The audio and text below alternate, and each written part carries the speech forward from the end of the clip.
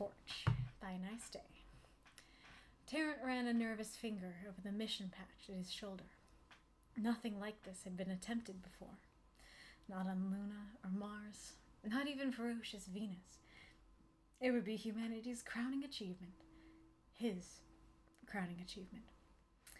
Tarrant had chosen the solitude of the observation bubble over the tumult of the command deck from which to view his unfolding triumph. With the lights dimmed to eliminate reflections, he gazed down at the world below. Tidally locked, Ross 128B's dayside boasted an uninterrupted forest analog of towering living structures, a blanket of muted green that ended at the terminator, where a perpetual storm marked the boundary of eternal night. It was a world entirely alien, entirely untouched. On the command deck, Commander Shen would be counting down to launch. Tarrant checked his watch, then pushed away from the handrail and drifted until his fingertips met with the cool surface of the canopy. Once stationary, he raised his wrist once more and counted down silently to midday, ship's time. A shudder ran through the hull as Prometheus freed itself of the ceramic cocoon in which it had dreamed away the 8-year journey from Earth. Seconds later, its bullet-like form coasted into view, its ion drive a sharp blue-white halo at its rear. The drive flared, and Prometheus raced away, shrinking to a point as it made for the verdant heart of 128B. For long minutes, nothing. A flash, small, almost lost against the bulk of the planet, and a ring of livid orange bloomed from Prometheus's point of contact. Out and out it spread, forming a widening boundary around a great tract of scorched earth that in mere hours would expand to cover the entire world. All life would be scoured away, from the upper atmosphere right down to the deepest bedrock, and in 6 months, Ross 128B would be ready for terraforming. What an achievement. Tarrant reached for his mission patch, stitched with the logo of TerraCorp Inc. He'd be on the board in no time. Throw up those moths and monsters. Cheer for the story if you loved it. Okie dokie. So, here's our sci-fi story of the week. That was fun to see. It was nice to see you go a different direction with this prompt. Oh, is that a gif of that happening in another? Yeah, it totally is. What is that from? Is that another one too? So anyways, I'll preface a preamble by saying that I really like the premise of the story and the ideas of it, and like it's basically one of those stories where like the surface level reading I really, well, maybe it's not that exactly, but like reading it based on just like the premise and not going too deep into it, I really like it. But there are quite a few little things that end up tripping me up about it. So the things I liked about it, I really like this image of somebody doing this horrifying evil act and treating it like, you know, this is a victory, this is a crowning achievement. And so watching the world burn, literally, and then thinking it's you know, this beautiful achievement. I really like this idea, and I really like that use of the prompt that I think a lot of us went for carrying the flame as a good thing. And so using it as a bad thing, like we carried the flame, the thing that would destroy this planet, you know, with us for 8 years, and now it's here, now it's time. I really like that idea a lot. And the image is great. Like, you know, speaking of immersive, well, I do have some problems with the setting, but the general image of, you know, somebody, as I said, like up here, you know, watching the world burn, it's so callous, and I like that a lot. Oh, kitty cat. Good girl. All right.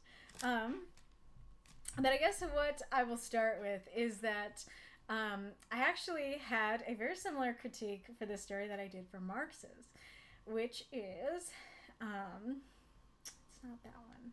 Is it this one? It is this one.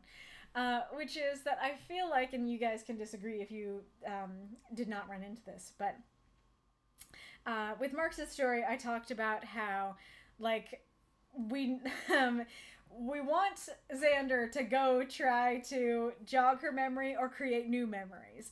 And so, speaking of it vaguely isn't enough. We need to actually fully know why he can't do that. And in this case, it's a similar situation. It's a situation of, we need to know why they need to destroy the planet and burn all life on it. And so, like, from back here, like I said, I like the idea of just how callous it is. And in my initial reading, it didn't, to be honest, I think this bothered other people more than me, but I totally get why it bothered people. And I do think it's a very worthy critique. But yeah, like, reading it from up here, I was just able to be interested in the fact that, that they're destroying this planet and calling it beauty, you know, kind of thing. You want out, kitty?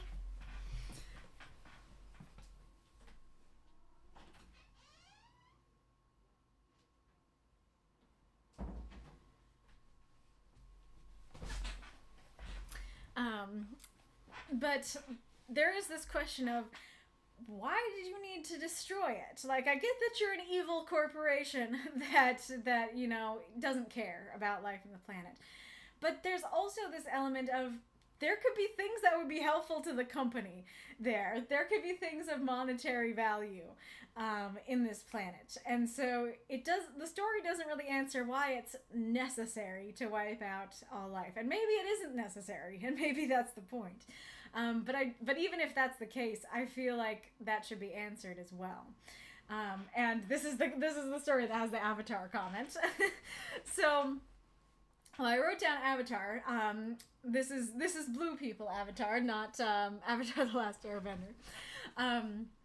So in Avatar, there is a resource on Pandora, unobtainium. And that's why humanity is going to this planet and destroying it, because they want the unobtainium. And of course, the native people of the planet are like, what the heck are you doing? We don't like this. And so, like, that's kind of what I'm thinking about here, that it's like, okay, yeah, you're destroying all the native people who would fight against your rule.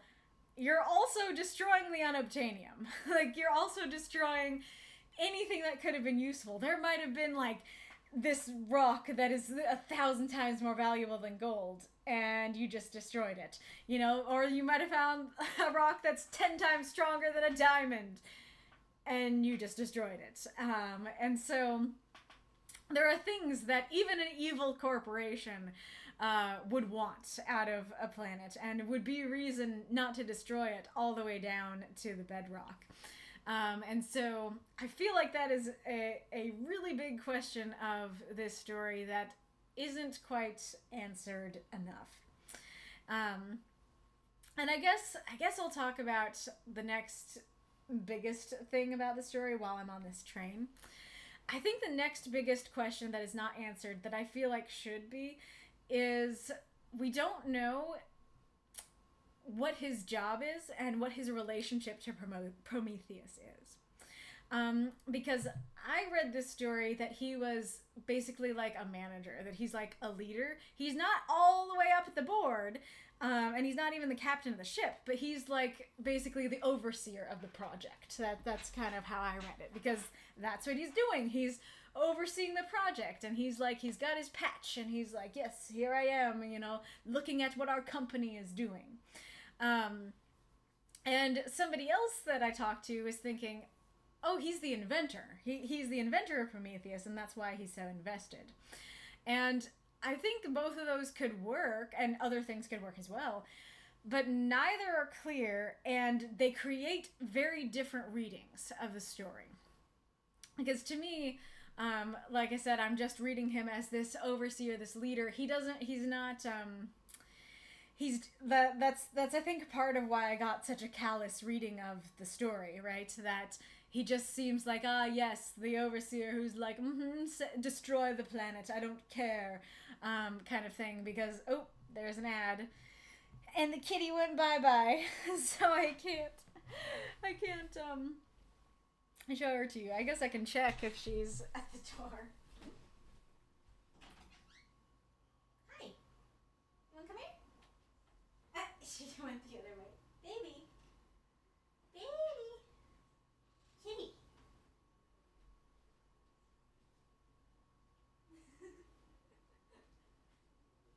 I don't think you know yourself. I think you'd be at the door the minute I closed it. I think that's the case. Angel kitty. I don't know why the camera isn't adjusting. Oh, Binky. What are you doing?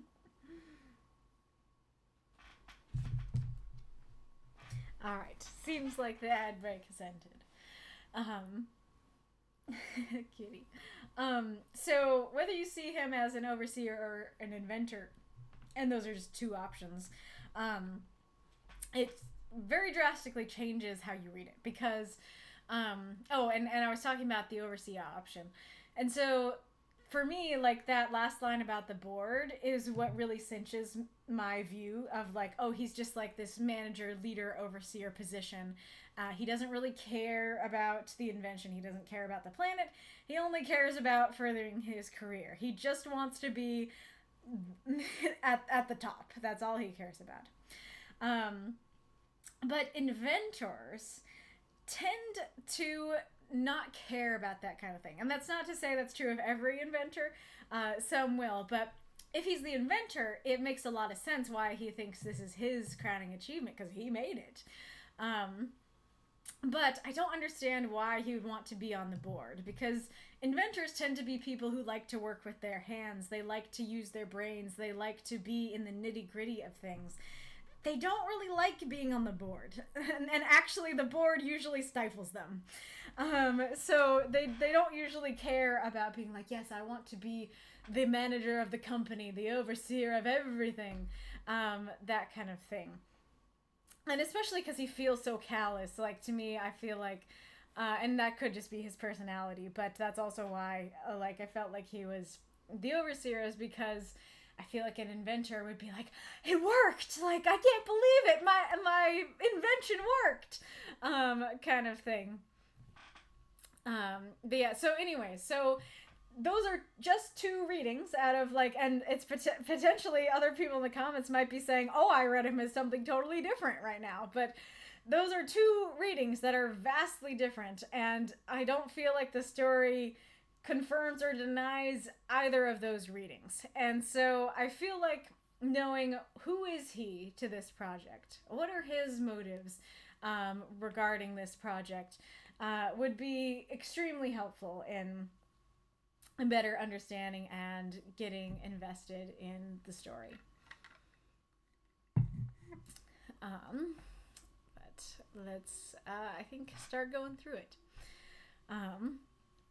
Torch is a really interesting name for the story because, of course, I initially thought of holding up a torch, but it means the planet is torched. I like that. I like the image of him, running his finger over the mission patch. That really mirrors the end very well, that this is all about the company. This is about the mission. This isn't really about any specifics. That kind of thing. I like the detail that nothing like this had been attempted before. I kind of wanted more of that. I wanted more I can't believe it. No one's ever done it, and we did it. that kind of thing. But I do like that. So this line here, so I do really like it. I really like it. It hasn't happened on Luna or Mars or even ferocious Venus, and I like it with that adjective too. So I really like the sentence. But it reads a little odd to me when it says Luna, because Mars and Venus are names that we in our day and age use and know. We don't call the moon Luna. I mean, yes, Luna is a synonym and is something you might call a personification of the moon kind of thing. But day to day, we say the moon, Mars, Venus. And so it adds a strange clunkiness to the sentence to me to go, Luna, new thing to call the moon. Mars, thing we're familiar with. Venus, thing we're familiar with. So, especially with the two M's next to each other, I think this sentence would work better as not on the moon, not on Mars, nor even ferocious Venus. I think that would work better for me, personally. I really like his crowning achievement. That's a great way to start the story. Like, and that's something that's really interesting. This isn't something I think about much, but I think, especially because you only have 3 to 50 words, personalizing the stories, I think really helps it get easier to get invested. And maybe that's just me liking characters, prioritizing characters in my emotional ranking of things that get me into a story. But going like, yeah, this would be humanity's crowning achievement. I'm like, okay, cool. But when you say this will be his crowning achievement, I sit up a little straighter. I'm like, okay, I'm more interested, especially because humanity's crowning achievement is more hyperbolic. I'm like, we'll see about that. And then his crowning achievement, that's more subjective. And I'm like, okay, maybe it is your crowning achievement. I'll listen to this. Why is it your crowning achievement? So I like that a lot. So I think I might. Oh, cat. I think I might. Oh, cat. I think I'll come back to the observation bubble thing. Kitty. Yeah, there you go. There you go.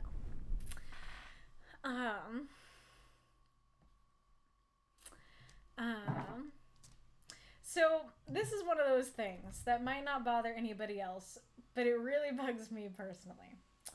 So I'm very aware of what it's like to have a planet that is tidally locked and has eternal day and eternal night. Because that is what the planet is like in my world. And the only reason that my planet is livable is because of magic. Because my world is a fantasy world, not a sci-fi world. And so... and I have looked into there are real planets that are like that and stuff too. But the thing is that if you have a planet that's eternally locked and tidally locked and has a day side and a night side, the day side will be scorchingly hot. It will melt the flesh off your bones because it's never not in the sun. It's never in the dark. The night side will have snow and ice and cold beyond what is livable. And so that would not change with terraforming. Maybe if the atmosphere is not oxygen, the atmosphere isn't something you can breathe, maybe terraforming can change that. Terraforming's not going to change the fact that it has a day side and a night side, and it is thus unlivable. And the thing is, you say that it has a forest, and of course my first question is, how would it have a forest? That doesn't seem possible to me. But my second question is, okay, if it does have a forest, that would make those trees integral to living there. How did I phrase it here? If there are trees that are somehow there, it would make their unique capabilities 1,000% necessary in order to live there. You would have to at least learn about them, take a piece of them back to the ship and study it to figure out how to live there. Again, regardless if you terraform it later, you need to know the secret of these trees. Kitty. What? Where are you? What is it? What? Are you in the closet? Yes, you are. What are you doing? She sounded like she was outside the door, and I was like, I thought you were inside. No, she's sitting in the closet meowing to herself. Baby. So yeah, those, it would be not just a bad idea to kill the planet.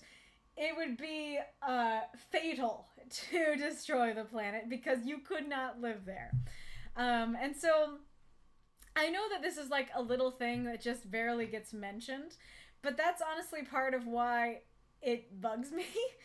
because it didn't need to be mentioned. Like, if you had just mentioned, oh, that's just a planet. Like, oh, yeah, it's just a planet. It's got pretty trees. We're killing them all. I'd be like, all right, I'm on board. But the fact that you chose to mention that puts, like I said, like I was talking about, that this is one of those situations where I have too much context. And because you mentioned this, I'm asking questions I shouldn't be asking and making critiques that I don't need to be making, because it would be so easy to simply not talk about that, simply not pick a planet that is tidally locked and just pick one that that is just a normal planet with some trees and stuff like that. But anyways, I do like aside from my like issues with it, I do like the way you describe it. I do especially like the ending here, especially because when you first read it and you don't know what's coming, it's like, oh, it's alien and untouched and beautiful. Bam! You know, I like that a lot. Um, to so this part here, this was another part, one of those small things that really tripped me up a lot. So here you say that he's in the observation bubble. We don't really know what that means. So it says he had chosen the solitude of the observation bubble over the tumult of the command deck from which to view his unfolding triumph. So we can kind of infer that the observation bubble is the observation deck of the ship. But it could also be maybe a bubble outside the ship, that it's like, I could have stayed inside the ship at the command deck and watched, but I decided to go out to our observation bubble out in space and stuff like that. We don't know what observation bubble means. We don't know exactly where this person is, but we can at least infer from command deck that there is a ship somewhere. And so then when it says, a shudder ran through the hull as Prometheus, I'm assuming, okay, we're getting the name of the ship. Prometheus is the name of the ship. Shudder ran through the hull as the ship we're on freed itself from the ceramic cocoon. Okay, the ship had a ceramic cocoon. Interesting. In which it had dreamed away the 8-year journey from Earth. Okay. Seconds later, its bullet-like form coasted into view. Wait, what? I thought we were talking about the ship we're on. The ship we're on is coming into view? Is that what the observation bubble's about? Like, we're outside and the ship's coming into view? What's going on here? And I feel like it is quite simply the fact that you didn't name the ship and you are naming the device that is the culprit. I think if you said, a shudder ran through the hull as the weapon freed itself from the ceramic cocoon, or if you don't want to reveal that it's a weapon, you could say, a shudder ran through the hull as the device freed itself from the ceramic cocoon. And you could still say Prometheus here, and hopefully we would be able to know, okay, Prometheus is the device. But I think, you know, one of the best fixes would be name the ship. Name the ship earlier and say, Taryn had chosen the solitude of ship name, apostrophe S, observation bubble. I think that would help a lot, but the fact that it has not been mentioned made me very confused as to what's going on, because it hasn't been mentioned that there's a weapon or they're carrying any sort of device earlier or anything like that. And this could work as the introduction, as long as it's, you know, doesn't have the confusion that I mentioned. I do like the name Prometheus, though. As I mentioned in the prompt intro, Prometheus is one of the first places my mind went to for this prompt.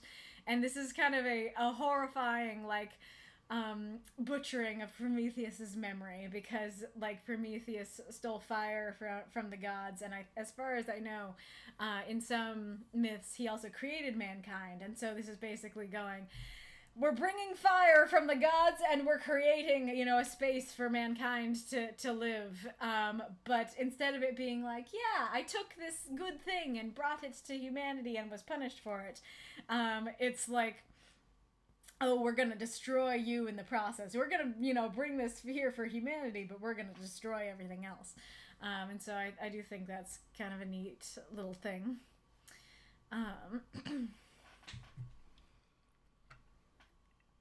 And then I like the image. I really like the ring of livid orange. I think that's a really cool image, especially because like you wait for a second, it's not happening, and then boom. I think that's so cool. Um,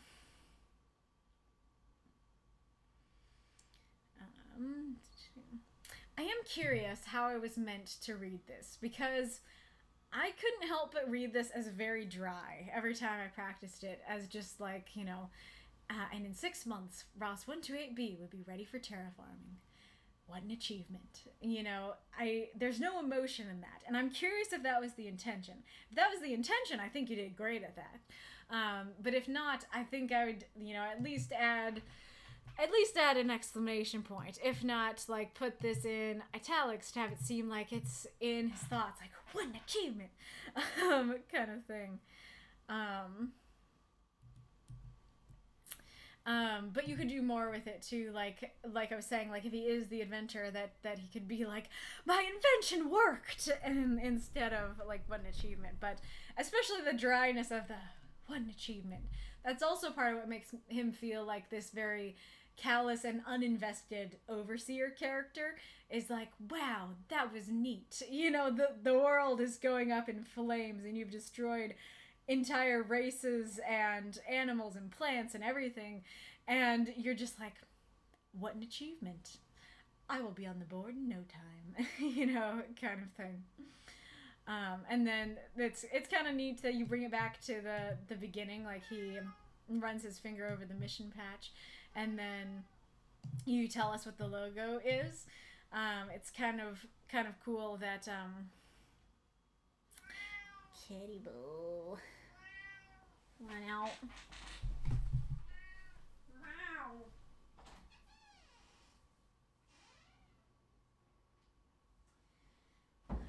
It's kind of cool because you might think at the beginning, like, oh, this is like, he's like an adventurer in the stars on a mission.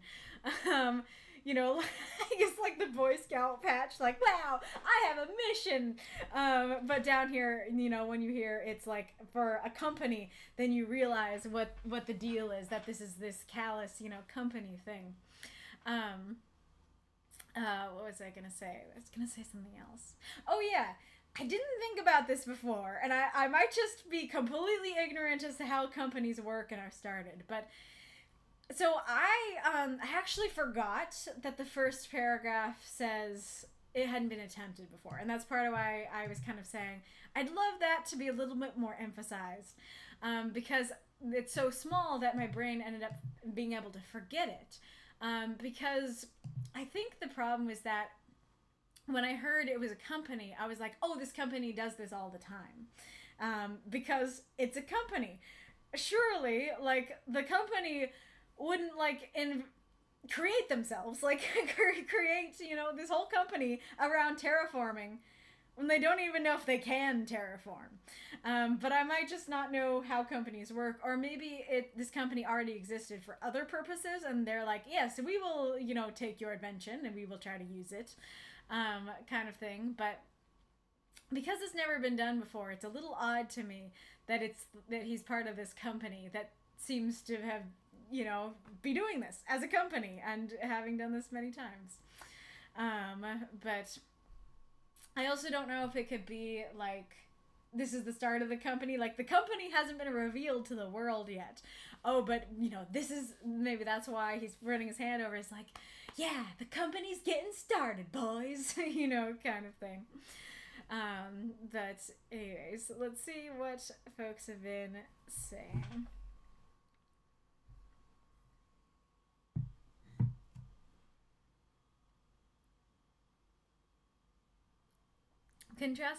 Wolf says, contrasting this to another inventor, specifically Dicker Addison from the Generation of Danger.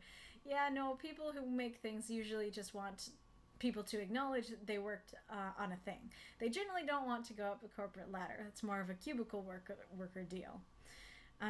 Thanks. Thanks for the vote of confidence. Space veranda. Gotcha. So that makes sense. Yeah, that it could be like a balcony, but there's a bubble to keep you safe. I like that image.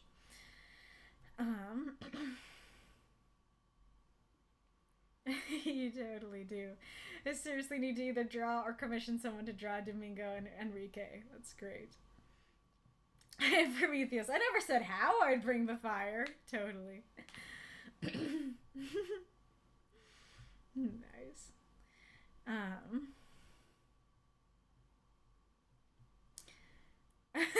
Ghoulish. Well, that's ambitious. Nice.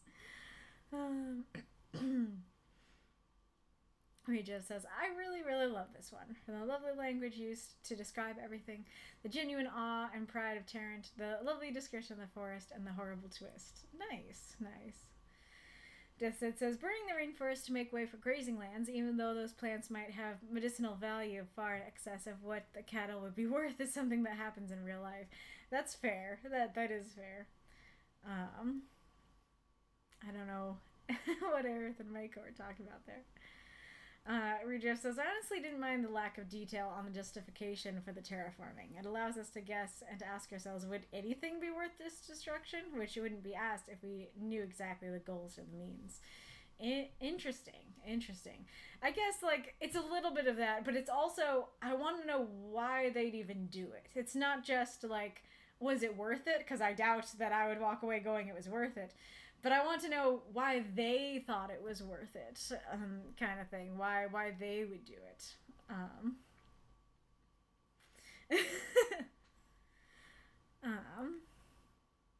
Mako says, I tried to put myself in the mind of a greedy corporation, and it still just came to me like there could be so much to plunder on that planet that was just carbonized. Yeah, exactly. Like I was saying, like, there's, even if you're an evil corporation, there are totally reasons for an evil corporation that an evil corporation should want to keep it as is. And so, or not necessarily keep it as is, but, like, at the very least look for what's on there and if there's anything of value before destroying it. It says, oh, kudos for naming the planet using the current system of astronomy. Ross 128b, A being the closest planet to the star, then B being the second closest, etc. So Earth is Sol C. Interesting. I'm not sure I fully understand that, but neat. It says, I believe Ross 128 is a real star. Neat about the fantasy world that's tidally locked. Thanks. So it says a planet of a tidally locked world could be of a distance from its star, that the scorching heat side will only heat it enough to make it livably warm if the world is really far away from its star. That's true too about the trees. They are interesting, sure. What if you stuck big rockets in it and made it pain? I don't know what you mean. I can't let you destroy this planet. It's where I keep all my stuff. Interesting. I've never heard of the never tilting world. Nego says you can maybe set up mirrors to at least make the night side more habitable. Maybe. If you can burn a whole planet at least and terraform it from scratch. You're very fair. Yeah, like maybe I'm pretty sure, granted, I think I've said before, I'm not the best at research, but I'm pretty sure I've done research and everything I saw said, like, no, it cannot be livable. And I could be wrong, like, you might be right that, okay, if it's nice and far, maybe it's okay. Because I could see that working, but I don't remember ever seeing anything like that. And I say that because I feel like if I had seen that, I would have implemented that into my world, but I didn't, so I didn't. Let's see. It says that with mirrors you could reflect away light to cool the hot side of the planet too. Really, the only reason to do what they did is that life on the planet is somehow dangerous to even come into contact to humans, like deadly bacteria, etc. Exactly. Interesting. It says, or you could even deconstruct a planet and use it for materials to build many space stations and create O'Neill cylinders and hold way more people and wildlife in natural appearing landscape. Exactly, yeah. Even if you're like, we're going to take these resources and use them on other planets, you can still use those resources and make a ton of money off of that. Yeah, exactly. Tarrant be like, oh yes. Anyway. uh, Suddenly think of the Alien franchise in Wayland Utani. Sci-fi corporations do be making dumbass decisions. Fair. Um, to be fair, there's a real life company that made a submarine to go down to the Titanic, and that did not go well. I'm not sure exactly how that's related, because that's more of like, we want to either observe this or salvage stuff from it. Like, they had good goals, it just didn't go well. Exactly, Mako. So wait, we have to build the entire landscape from bedrock? That's gonna cost us quintillions to develop. You're fired. Exactly, yeah. Even if you do want to destroy it, you could take all the resources out, make a ton of money off of whatever you make out of those resources, and then you can remake it. But just destroying it, it's like, why?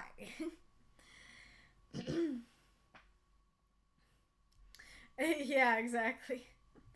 Um, Maybe if we sacrifice enough billionaires to the ocean, it'll appease Mother Earth. Oh, amazing. Spin for the planet that wouldn't spin. Yeah, I don't know if that could be a thing. Like, I would need this to be mentioned, and I think it would be cool to have it be mentioned. But if the story mentioned that they're gonna make the planet rotate, that could be kind of cool. I feel like, again, it would still be better to just not mention it and have it be a normal planet that rotates. But that could be a cool aspect of the terraforming. Um, that's is the submarine that y'all are talking about? Is that the one that Mr. Beast was like, I was invited and I didn't go? And the one that had an Xbox controller as the controls, or is that a different one? um,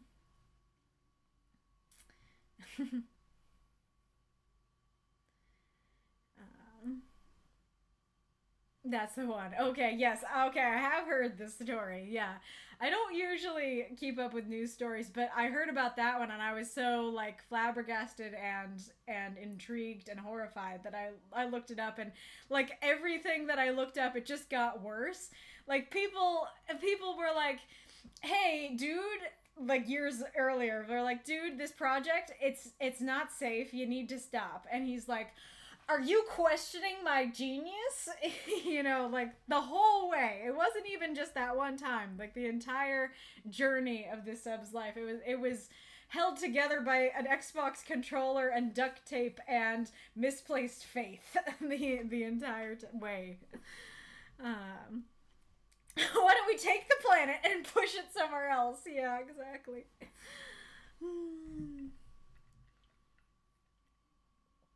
All right. But this was great. Nice day, despite my critiques for it. As I said, very unique, very fun idea, and I definitely did enjoy it. Um, oh, I see. That could be a dope alternate take, firing a massive series of rockets at the planet to make it start turning. Yeah.